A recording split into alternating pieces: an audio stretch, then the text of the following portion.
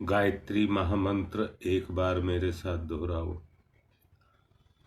ओम भूर्भुवः स्वः तत्सवितुर्वरेण्यं भर्गो देवस्य धीमहि धियो यो नः प्रचोदयात्।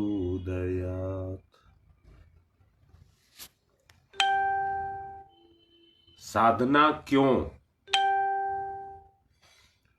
साधना का उद्देश्य क्या है? साधना का केवल एक ही उद्देश्य है, अपने अंतस का परिष्कार, अपने अंतःकरण का परिष्कार। और ये सह उद्देश्य भी होना चाहिए।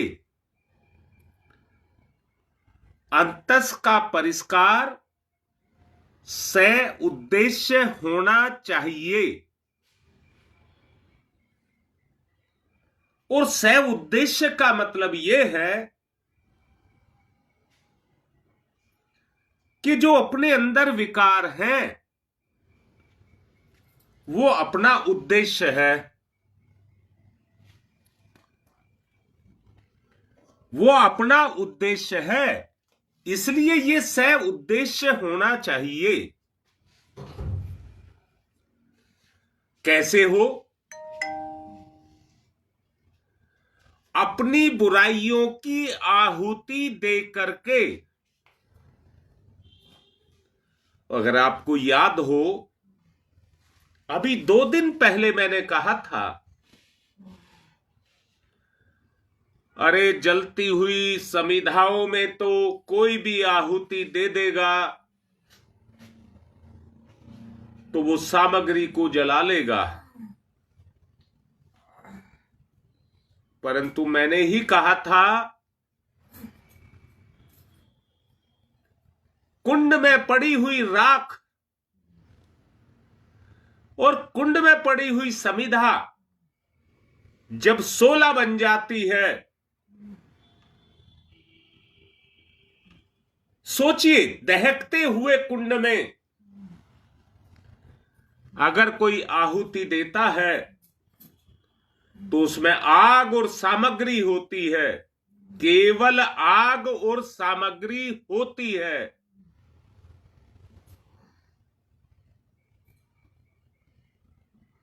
जब सामग्री की आप आहुति देते हैं, अपने अनुभव को जगाइए, अपनी अनुभूति को जगाइए।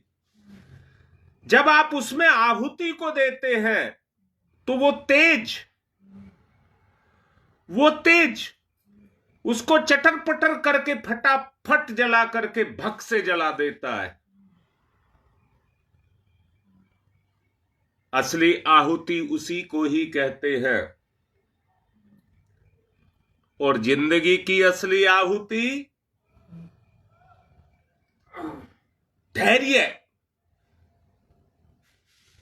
धैर्य, अनुशासन। धैर्य और अनुशासन पूर्वक जो कार्य किए जाते हैं,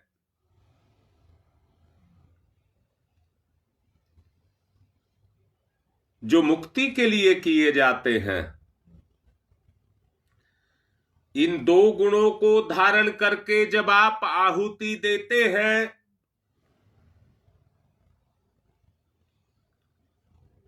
हमारे पाप कर्मों को, हमारे कर्मों को,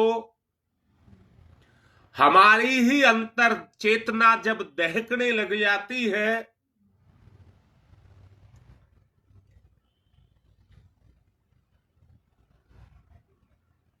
तो उस पाप का दहन कर देती है, उस वृत्ति को मिटा देती है। उस वृत्ति को मिटा देती है और हमें कर्म से मुक्त कर देती है। महसूस करो, अंदर से महसूस करो, वो तेज हमारे अंदर जागृत हो जाए। वो तेज हमारी चेतना में जागृत हो जाए, क्योंकि इनको कर्मों को जन्मदाता भी हम ही हैं। इन कर्मों के जन्मदाता भी हम ही हैं।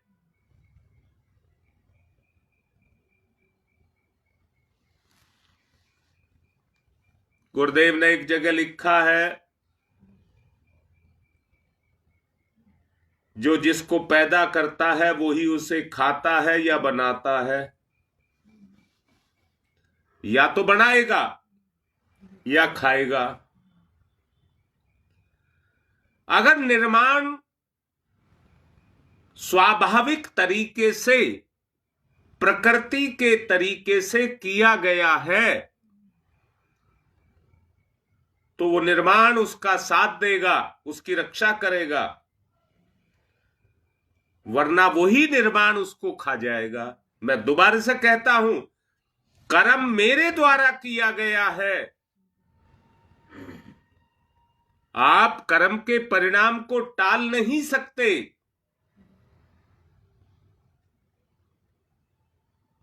जो कर्म मैं कर रहा हूं वो मुझे ही भोगना पड़ेगा।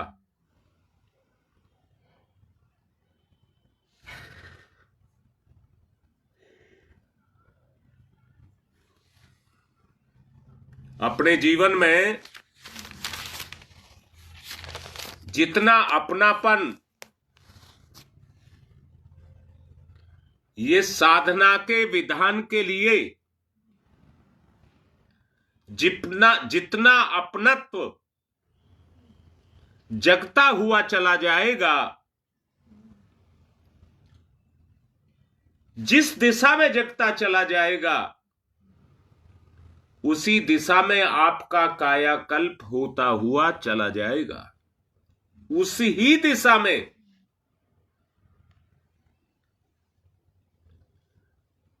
दो शब्द मैंने बोले थे, धैर्य और अनुशासन। जो हमारे जीवन का कायाकल्प करते हैं, जो हमारे जीवन का कायाकल्प करते हैं,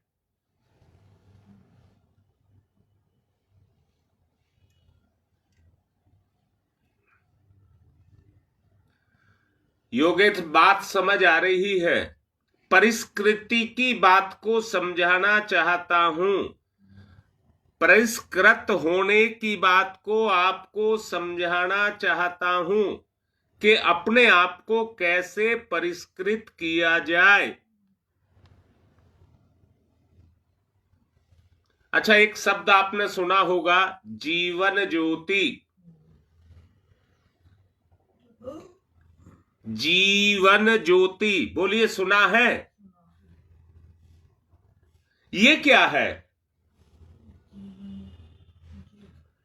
जीवन ज्योति क्या है? मेरा आपसे सवाल है।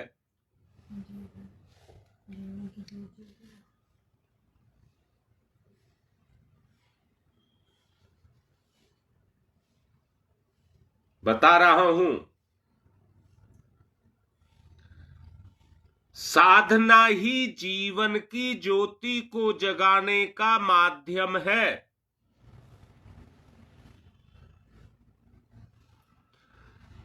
जिसको अपना करके कितने व्यक्ति अपने इस भव सागर के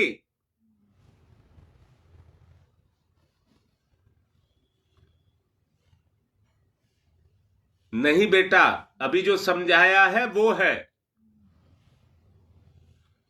हां सुदेश, साधना ही जीवन ज्योति है, इसी में ही वो छुपी हुई है। बेटा, ज्ञान ही प्रकाश है।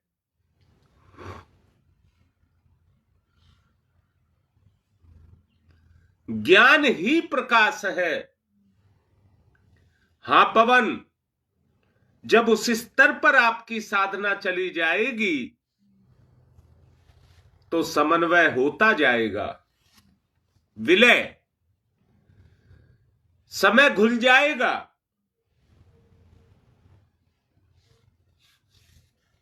वो अवस्था साधना के माध्यम से ही पैदा की जा सकती है।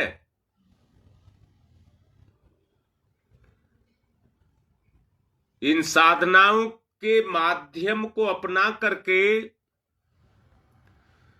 व्यक्ति अपनी अनेक प्रकार की विशेषताओं को जागृत कर सकता है। अनेक प्रकार की विशेषताएं,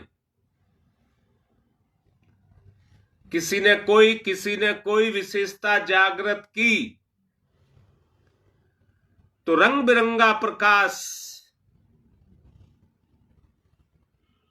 इस वातावरण में छाता हुआ चला जाएगा। जीवन का यदि सच्चा कोई सदुपयोग है,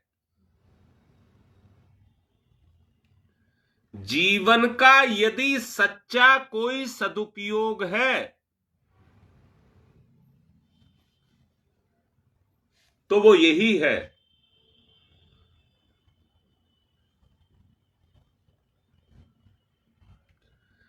रचना बेटा, इस दुनिया में कोई किसी के कर्ज को उतार नहीं सकता,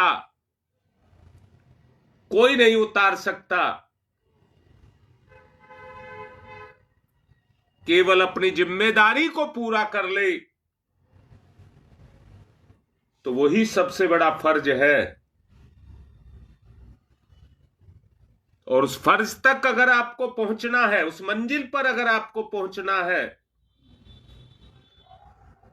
तो धैर्य और अनुशासन, यही साधना के दो संबल हैं, जिनके बीच में रह करके आप अपनी साधना को गति दे सकते हैं। आप अपनी साधना को गति दे सकते हैं, पर सबको लाड करके कह रहा हूं, ईमानदारी से साधना को तो सब गति दे रहे हैं,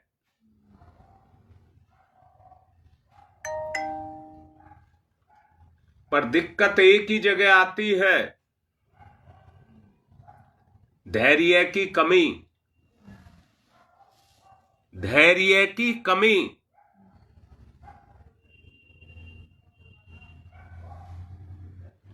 जब कोई हमें उत्तेजित करता है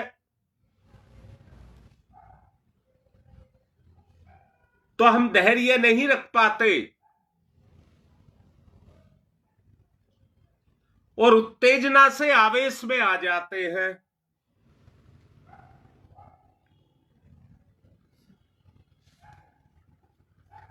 और आवेश में आकर के उसके वेग को हम रोक नहीं पाते।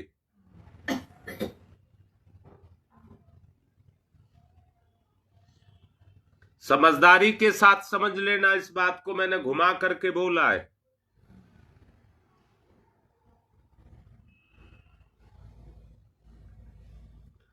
हम अपने आवेश को रोक नहीं पाते, बुराइयों के आवेश को रोक नहीं पाते। अधैर्य हमारे अंदर जागृत हो जाता है और उत्तेजना में आ जाते हैं।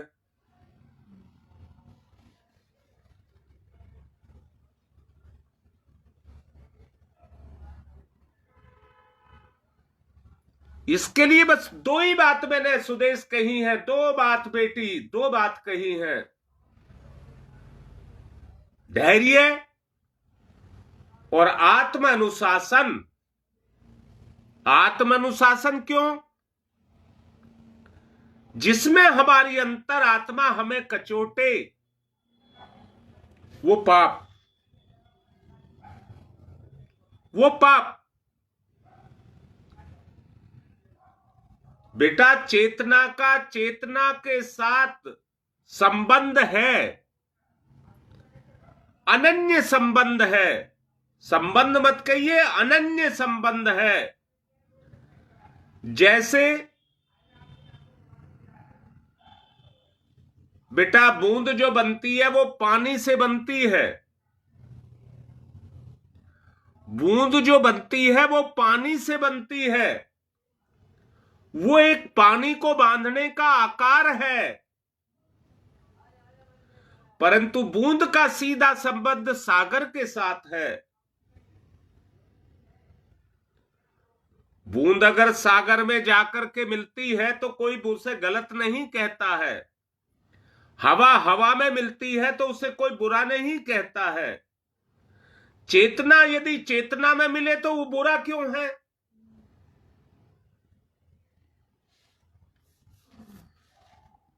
परंतु वहां पर लगाव इंद्रियों का नहीं, आत्मा का हो। आत्मा का हो। ये जो विकार है आत्म तेज के तेज में, आत्मा के तेज में अपने आप को समर्पित कर देना, अपनी आहुति दे देना,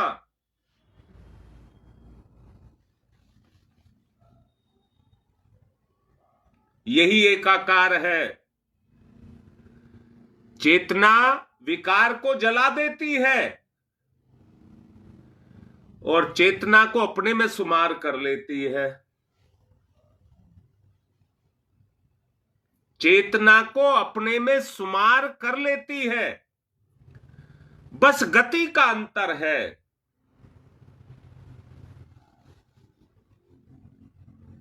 एक में मुक्ति है, दूसरे में बंधन है।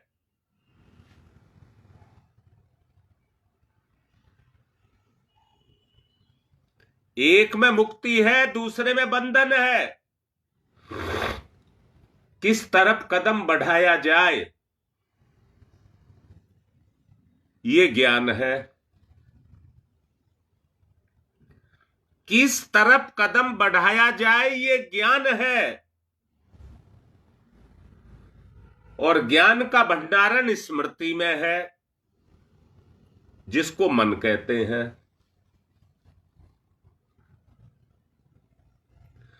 मन के मर्म को अगर जगाया जाए तो उत्तेजना आती है।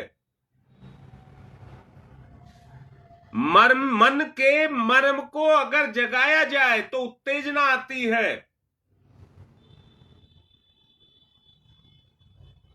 वो वासना तृष्णा में भी बदल जाती है, अहम में भी बदल जाती है। वही अगर अच्छाई की तरफ चलती है तो पुण्य परमार्थ में, परोपकार में बदल जाती है, सेवा में बदल जाती है। मन से, क्योंकि मन का सीधा संबंध कर्म से है। मन का सीधा सीधा संबंध कर्म से है और संसार में प्रधानता कर्म से है। दोबारा से सुनना। मन को मैंने कहा स्मृति या बुद्धि की छाया। ज्ञान है तो उसकी छाया भी होगी। सूरज है तो आपके शरीर की छाया भी होगी, प्रकाश के कारण।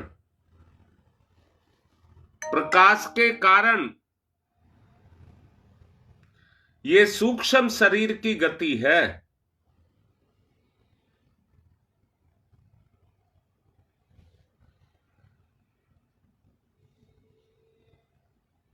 अंतःकरण की पवित्रता को यदि करना चाहते हैं तो इंद्रियों की गति पर नियंत्रण लगाना पड़ेगा, अनुशासन लगाना पड़ेगा, संयम लगाना पड़ेगा।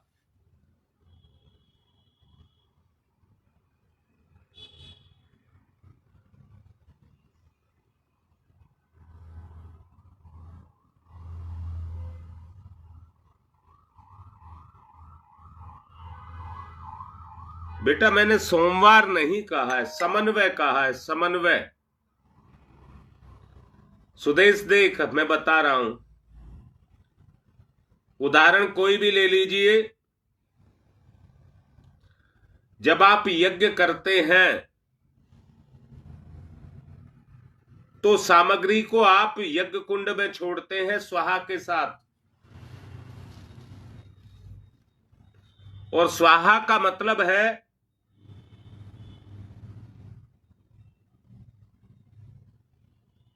मिटा देना, राख बना देना। अब बेटी एक बात समझ, मैंने कहा है जो समीधा जल रही है, जलती हुई समीधा में धुआं होगा।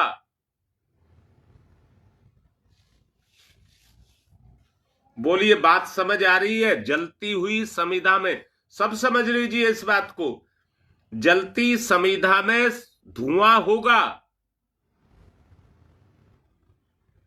तो आपकी सामग्री उसमें स्वाहा होती हुई नहीं दिखाई देगी, परंतु जब वो अंगारा बन जाएगा, जानते हैं घी और सामग्री का साथ साथ प्रयोग किया जाता है। घी अग्नि की प्रचंडता को सुरक्षित रखता है, उसमें धुआं नहीं निकलता।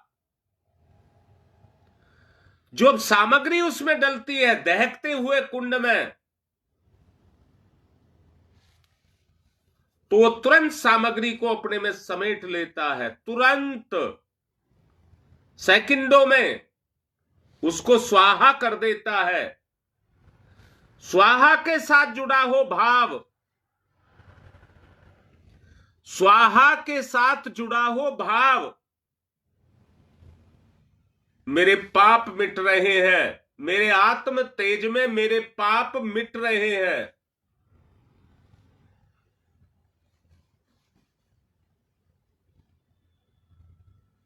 यही मैं कह रहा हूं योगेश, बात को सुन लीजिए। आप सोचिए, अगर उन अंगारों पर आप घी डालेंगे तो उसमें अग्नि मतलब उसका लपट निकलेंगी कि नहीं निकलेंगी, उसका तेज निकलेगा कि नहीं निकलेगा। और उस तेज में जब आप सामग्री देंगे तो सुदेश जान ले बेटा, जो उसमें सांसारिक स्थूल रूप है वो एक झटके से जल करके धुआं बन करके या कहिए तेज बन करके अंतरिक्ष में समा जाएगा। और जो उसमें सामग्री थी वो अग्नि का रूप धारण कर लेगी।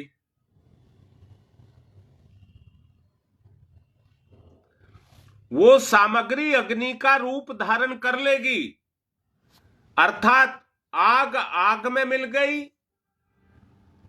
और पाप उसमें से निकल करके चला गया। परिष्कृत, मैंने कहा है साधना क्या है? अपने आप को परिष्कृत करना,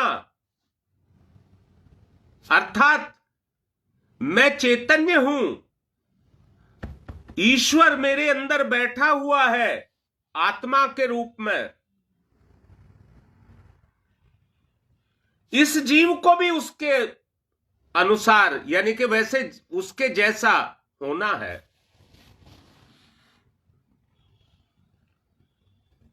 इसके लिए दो ही बात मैंने कही है, धैर्य और आत्म अनुशासन।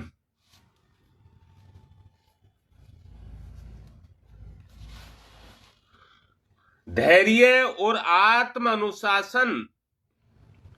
बेटा सामग्री माने, सामग्री माध्यम है। लाडली बेटी सुन, बात को ठीक से समझ। सामग्री जड़ी बूटियों से बनाई जाती है।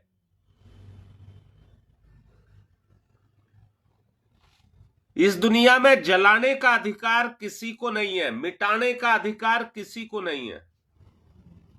बेटा बताओ, सविता बता, तूने किसी चीज को बनाया है, चाहे पेपर पर बनाया है, तो तेरा मान सम्मान उसके साथ जुड़ा है कि नहीं जुड़ा है? सोचो सब जो बात बोल रहा हूं। तुम्हारा मान सम्मान उस निर्माण के साथ जुड़ा है कि नहीं जुड़ा है? और जिसके साथ जुड़ा है उसको कोई मिटने नहीं देना चाहता। अगर निर्माण अच्छा है तो आपको इज्जत मिलेगी, और निर्माण बुरा है तो आपको बदनामी मिलेगी।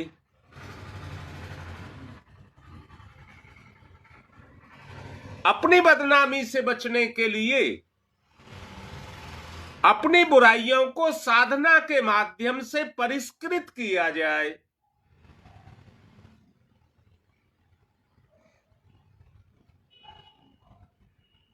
इतनी बात समझ आ गई?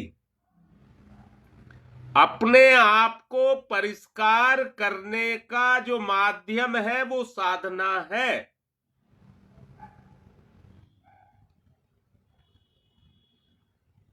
अब जरा बताओ, अगर आपके कोई बुराइयों को मिटा रहा है तो आपको लगेगा मुझको मिटा रहा है, क्योंकि हमारा लगाव उसके साथ होता है।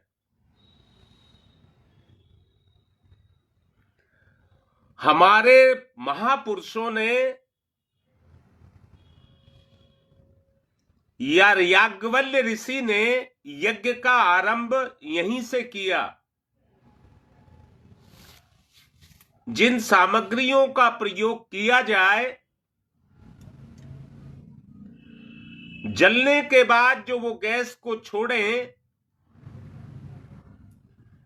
उससे आपका रोग मिटाने की क्षमता, रोगों को मिटाने की क्षमता आप में जागृत हो। वो आपकी चेतना की पुष्टि करें, उसे परिपक्व करें। जो आपके काम आ गई वो तो आपके काम आ गई, जो बच गई वो वातावरण का परिष्कार करे। जितनी भी गंदगियां वायुमंडल में भरी है वो भी हटे। उसके लिए निज का, अपना, अपने आप को मिटा करके निर्माण की कला को जागृत करना, यही यज्ञ है। सविता दोबारा बता रहा हूं बेटा, अपने बच्चों का निर्माण तुमने किया,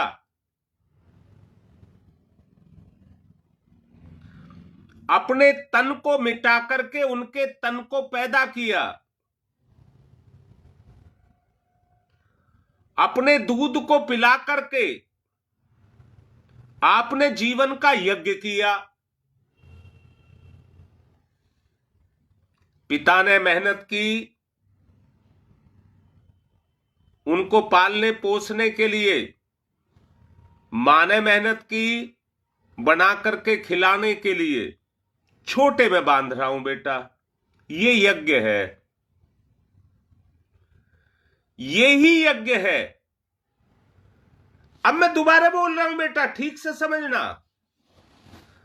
जो यज्ञ तुम कर रहे हो वो किसी प्रेरणा से ही तो कर रहे हो,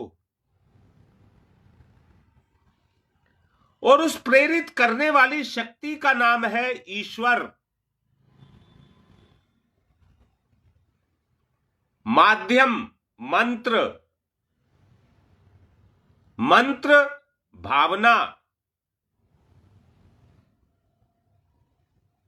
भावना भावना साधना।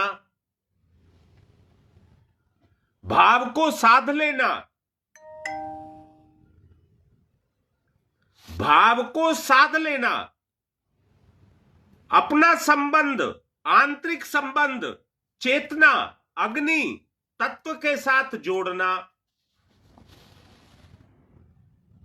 अपने आप को अग्नि तत्व के साथ जोड़ना, अग्नि की क्रिया हमारे ऊपर हो, हमारे स्वभाव के ऊपर हो। मंत्र का आप जप करते हैं, सविता के तेज को आत्मसात करना, समन्वय करना। तत्सवितुर्वरेण्यम भर्गो देवस्य धीमहि धियो यो न प्रचोदयात, भाव के साथ, भाव के साथ, भाव से भावना जागृत, जैसे आग में से लपटे जागृत, निरंतर एक चिंतन। मेरे जीवन में वो तेज पैदा हो रहा है जिसमें मेरे कसाय कलमश जल रहे हैं। साधना।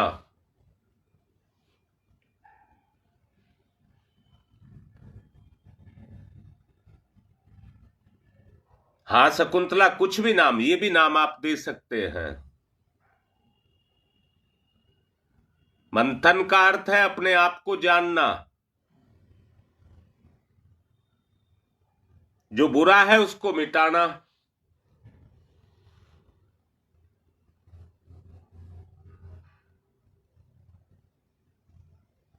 इसी को साधना कहते हैं। आत्म परिष्कार अगर होगा तो इसी से होगा। पवित्रता का पथ, धैर्य का अनुशासन, अंतःकरण की पवित्रता, उसको लेकर के आएगा।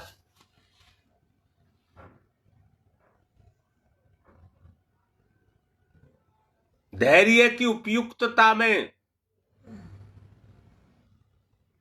आत्म तेज के दर्शन, आत्म भाव से, आत्म भाव से, बेटा इधर उधर मत जाना, बात को ध्यान से समझना। आत्म भाव से आत्म तेज के दर्शन। जब आत्म तेज के दर्शन होंगे, अपना ही अंतःकरण जब तेज से ओतप्रोत होगा, तो जो विचार आएंगे वो परिष्कृत होंगे या नहीं होंगे।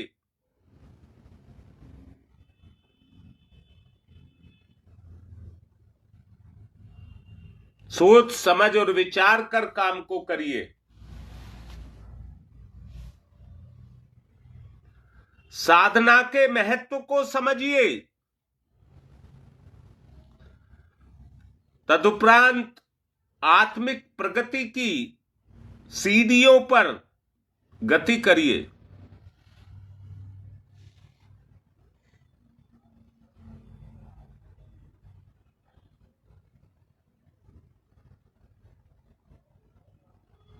गति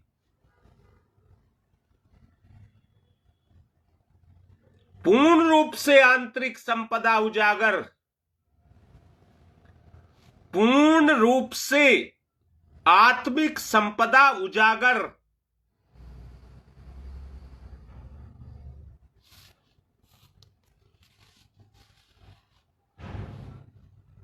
बात समझ नहीं आई हो तो पूछ सकते हैं।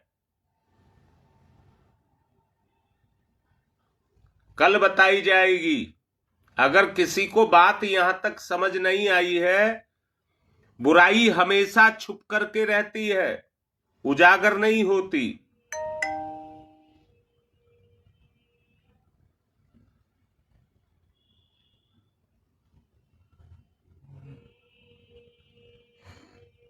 आत्म चेतना का जागरण। गायत्री महामंत्र मेरे साथ दोहराइए। आत्म भाव के जागरण के लिए उद्देश्य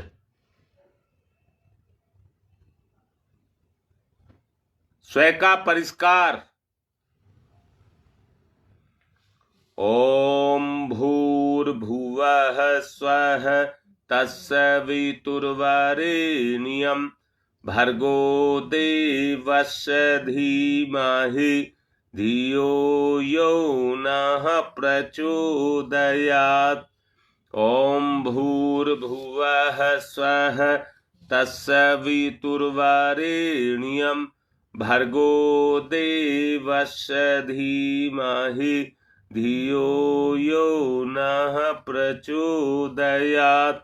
ओम भूर्भुवः स्वः तत्सवितुर्वरेण्यं भर्गो देवस्य धीमहि धियो यो नः प्रचोदयात्।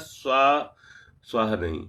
ओम भूर्भुवः स्वः तत्सवितुर्वरेण्यं भर्गो देवस्य धीमहि धियो यो नः प्रचोदयात्।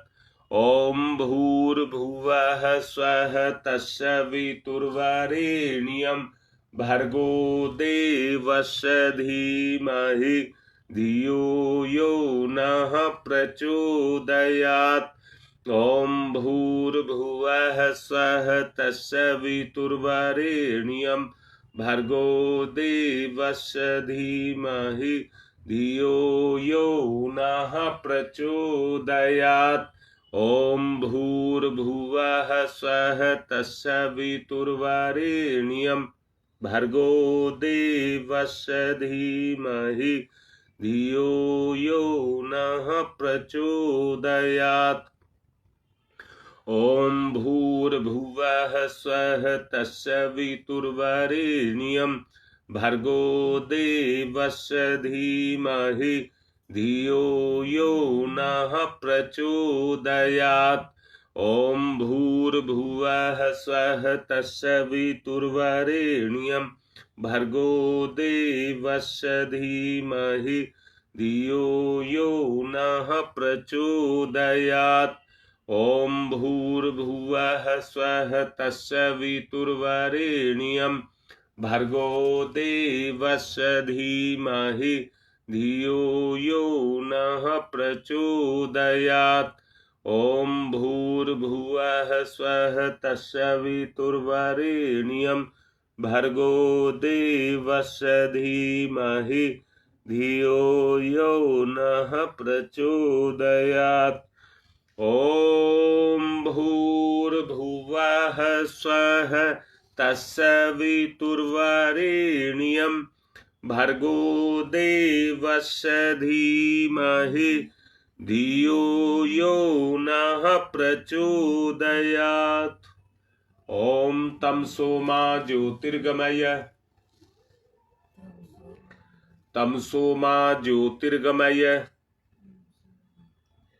ओम तमसो मा ज्योतिर्गमय असतो मा सद्गमय असतो मा सद्गमय असतो मा सद्गमय।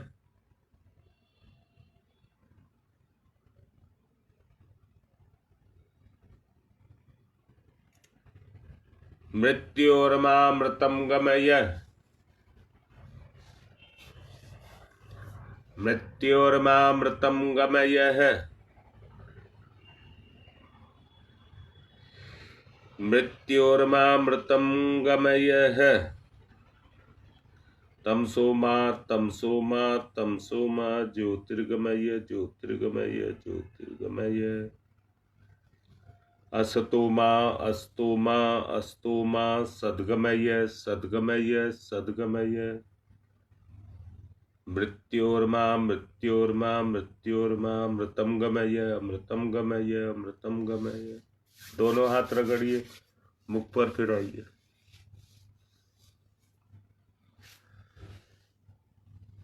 आज की बात को यहीं पूर्ण कर रहा हूं।